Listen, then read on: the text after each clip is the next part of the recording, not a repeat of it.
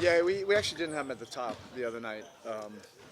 But, at the point of attack defense, where you probably noticed it was in our man-to-man. That's where he was really aggressive and defending on the pick and rolls. That's also why he got hit again. He's so aggressive on the ball, and that's the cost of doing business. He's physical, he's strong, he's sturdy, and pick and roll basketball is not easy. And you keep doing it anyway.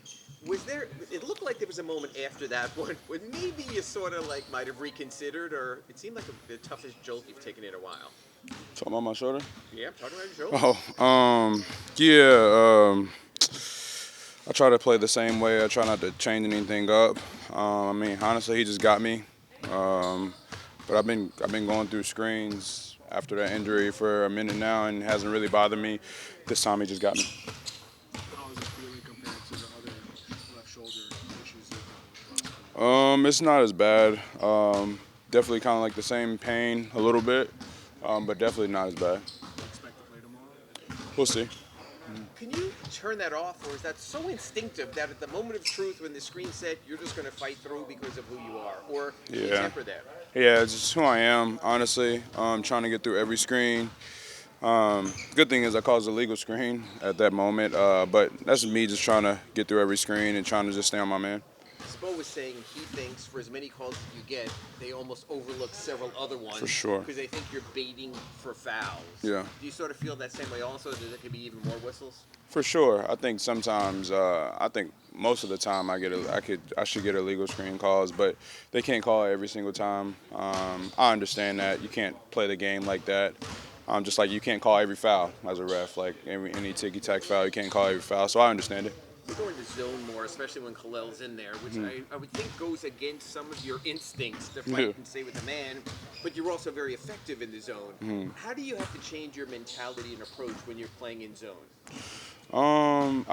It's just kind of like, man, you just got to try to be at the right spots. Knowing that zone you're going to give up something, you just got to figure out the personnel of what you want to give up and time in the game, where you want to give it up at. For me, I was kind of playing on the wing the first time the last game, and I never really played the wing, so I'm kind of still learning things with that. But it's a good adjustment, especially because we can pull that in our pocket and be real effective with it, especially with guys who can score the ball, like guys like KD, guys who can really change the game with their scoring. So you throw a zone at them, kind of makes them think a little bit. Knowing you have Bam and Khalil out there, even though you're playing maybe out of position almost a little bit in that zone, does it allow you that freedom to maybe take some more risks than you're used to? Just again knowing you have all that length behind you. Yeah. Even when it's not zone, it's man, I can be more risk because I want to send him to the rim anyways. Kind of send him to Khalil because he can block, or Bam, they can block shots. So when they're both out there, it kind of makes me. I get to kind of gamble a little bit more. And on the offensive end, when they're both in there, you're trying to get to the rim anyways, yeah. setting pace and getting paint touches. But do you almost feel like you have a little bit more freedom to take maybe a contested layup, just knowing that there's so much size down there that they're hunting for those offensive boards? For sure, because they're both really good offensive rebounders. So honestly, I don't try to take any shot, but I know if I get around the rim, if I could put it on the rim, then we have a good chance of scoring the ball because both of them are so athletic and they can get offensive rebound. Yeah. Not going back. Nope. Spo, I know a lot of the focus the other night was on the success you guys had in the zone, but when you do have the double bigs, how do you feel like the man-to-man is progressing with that? It has some work to do, but we'll continue to work at it. That generally will put Khalil on the 5, obviously, and Bam in the field. Regardless of whatever the scheme is, I always go back to that. It's just about committing to doing hard things. We were really moving in the zone and taking away airspace and scrambling, to challenge shots at the rim.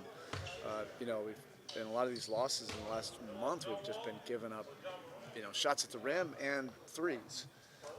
And we had a 83% contest rate on threes, during the course of the game, and that was man or zone. So that's the biggest thing. Khalil and Bam, we'll continue to work, those minutes defensively, regardless of the scheme. You've been asked this so many times, so many ways over the years, but why? I mean, obviously, when you play it and you guys commit to it, you see what happens. And we do see more teams playing it now. But why isn't it more involved? Why are we still so zone hesitant sometimes? It seems like I don't know. It's hard. There's times where I hate it. Because there's not definitive accountability sometimes. And sometimes I have a mindset that the zone is going to bail you out, or you don't have to work as hard. That couldn't be further from the truth. We actually have to arguably burn more calories in the zone than we do in the man. And there's a lot of different movements, that happen. But it's a part of our defensive system. It's not the only part of it. Obviously, our fastball is our man-to-man defense when we're at our best. When you talk about accountability and still have to work, the way Davion plays the top there, it's almost like he's playing man-to-man, as if he's taking the individual challenge and not letting someone get to the second level. Just your thoughts on how he's playing in the zone and what he does. Yeah, we actually didn't have him at the top the other night.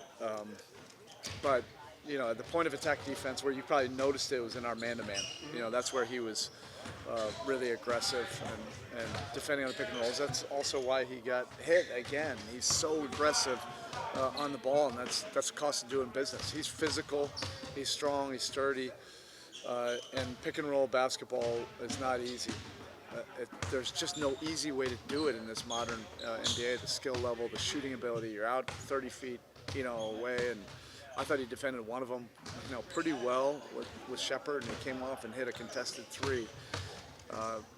But he wants to take on that challenge, and that's what separates him, probably from most. Most are probably just doing it because you have to. He wants to kind of conquer it. How unique is that ability, obviously, to draw those screens because he plays so hard and tries to go through them? Yeah, he's not, trying to draw the screen. He's just, or draw the foul. He's trying to get over the screen, and then, if there's an extra hip, because he's so aggressive on the ball, there's going to be some kind of collision, and that's a lot of times where he gets wiped out of the play. I actually think a lot of those, more of them could be called, but I think they think he's foul baiting, which I would disagree on. Also, with only a few games left and the standings looking how they look right now, just what's been the big message from the team just moving forward? I'm not even going to talk about that stuff anymore because that hasn't worked for us. So I'm focusing, whatever. We just got to find whatever works for this group right now. Staying in the present moment is the only thing I can focus on right now with this group. And that wasn't even about tomorrow. It was about conquering the day today. We had a very good practice today. I thought we got better, and that's it. Now that's behind us. So we'll have to try to conquer that our walkthrough tomorrow, then the film session, then the warm-up, and then hopefully the game. All right, thank you.